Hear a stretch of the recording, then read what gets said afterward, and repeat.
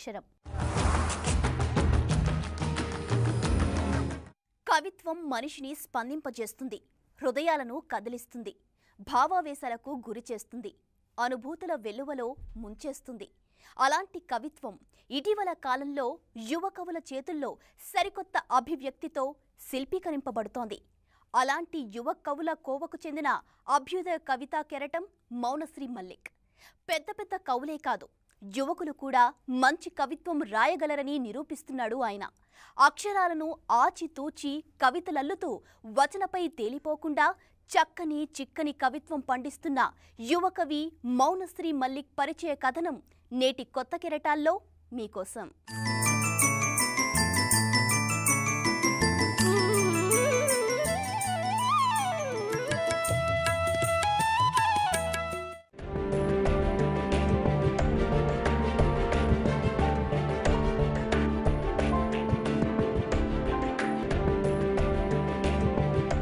వీరుని వర్ధంతి రోజు అరణ్యం మౌనం పాటిస్తుంది. ఆయుధాలతో కదలిక మొదలవుతుంది. రోజంతా సహచరుల పిడికిళ్లు బిగుసుకునే ఉంటాయి. మలిసంధ్య తన రుధిరంతో సమాధిని అభిషేకిస్తుంది. సమాధి మీద ఎగురుతున్న జెండా రెపరెపల్లో వీరుని నినాదాలు వినిపిస్తాయి అంటూ అభ్యుదయ భావాలు వెదజల్లుతూ కవితలను తూటాల్లా పేలుస్తూ కవిత్వాభిమానులను మనో ప్రపంచాలను చైతన్య దీప్తులతో వెలిగిస్తున్న అభ్యుదయ కవి మౌనశ్రీ మల్లిక్. కవిత్వం వచనమై తేలిపోతున్న సంధికాలంలో యువ కవుల ప్రతినిధిగా తెలుగు కవితా వినీలాకాశంలో మెరుపు తీగలా తళుక్కున మెరిసిన కవి మౌనశ్రీ.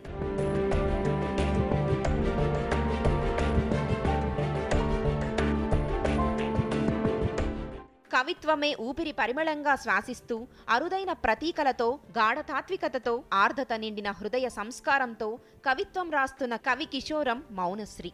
ఒకప్పటి కవిత్వం విప్లవోద్యమాలకు వెన్నుదన్నుగా నిలిచింది. ఆధునిక వచన కవిత్వంలోనూ విప్లవ సంకేతపు భాష సరికొత్త అభివ్యక్తితో మౌనశ్రీ లాంటి కవి చేతుల్లో అద్భుత కవిత్వంగా శిల్పీకరించబడుతోంది. అక్కడ ఏ అమరవీరుల నెత్తురు చిందిందో అన్నీ ఎర్రపూల వనాలే అంటూ నూతన అభివ్యక్తితో ఒక చక్కని చిక్కని భావచిత్రాన్ని మన కళ్ల ముందు ఆవిష్కరిస్తాడీ కవి. కవిత్వం వెలుగును ప్రసాదిస్తుంది. వెలుగుని ప్రసాదింపజేసే కవి తన కవిత్వం ద్వారా ఈ సమాజానికి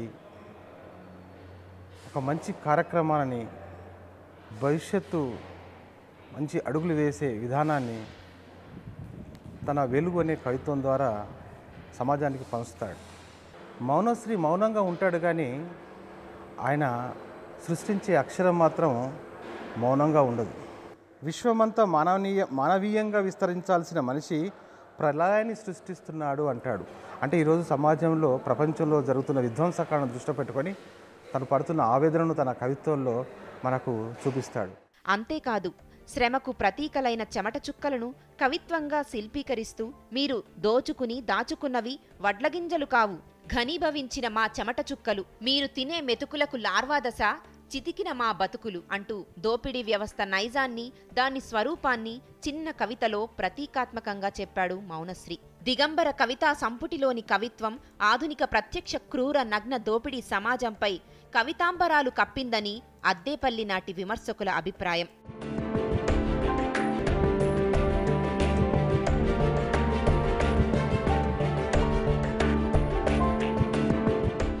ఇక మౌనశ్రీ జీవిత విశేషాల్లోకి వెళితే ఆయన 1974 మార్చి 4న వరంగల్ జిల్లా వర్ధన్నపేటలో వెంకటమ్మ, ఆరెల్లి బక్కయ్య దంపతులకు జన్మించారు. ప్రాథమిక పాఠశాల నుండి ఇంటర్ వరకు వర్ధన్నపేటలోనే చదువును కొనసాగించారు. తర్వాత వరంగల్ సికేఎం కళాశాలలో డిగ్రీ, పొట్టి శ్రీరాములు తెలుగు విశ్వవిద్యాలయంలో పీజీ వరకు చదువును కొనసాగించారు. మౌనశ్రీ 2006 నుండి కవిత్వం రాస్తున్నారు. 2009లో దిగంబర కవితా సంపుటిని, 2013లో గరళం కవితా సంపుటిని వెలువరించారు.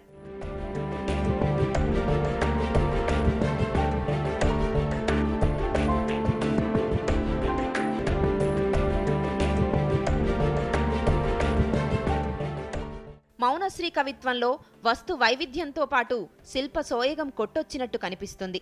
కవిలోని సున్నితత్వం, భావ సౌకుమార్యం, భాషా సారళ్యం, భావనాబలం ఒక కొత్త కవితాభివ్యక్తికి, కవితా నిర్మాణానికి దోహదపడింది.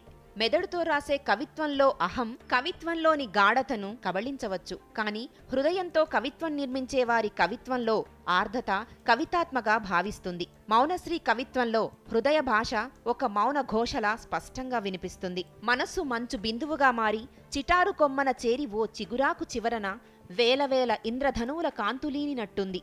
అక్షరం మీద ఒట్టేసి చెబుతున్నా, గొంగలి పురుగు వంటి నా దేహం సీతాకొక చిలుకై దిగంతాలు దాటి వినువీధిలోకి ఎగిరిపోయింది అంటూ భావస్ఫోరకమైన కవిత్వాన్ని వినిపిస్తాడు.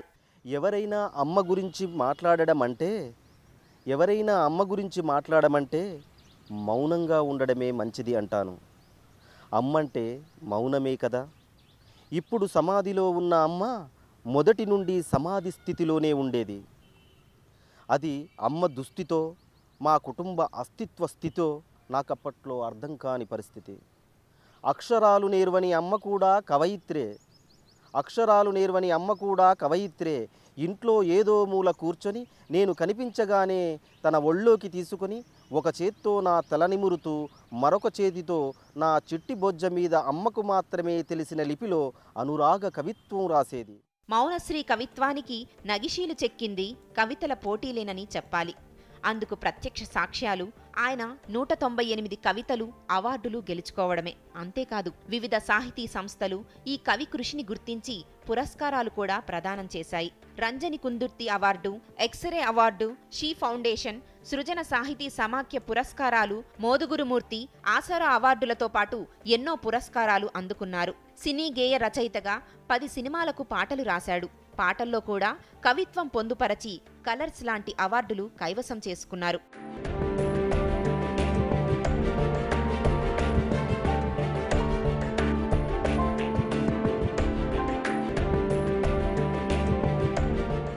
మౌనశ్రీ కవిత్వంలో అడుగడుగున ప్రగతిశీలత పదునుగా కనిపిస్తుంది.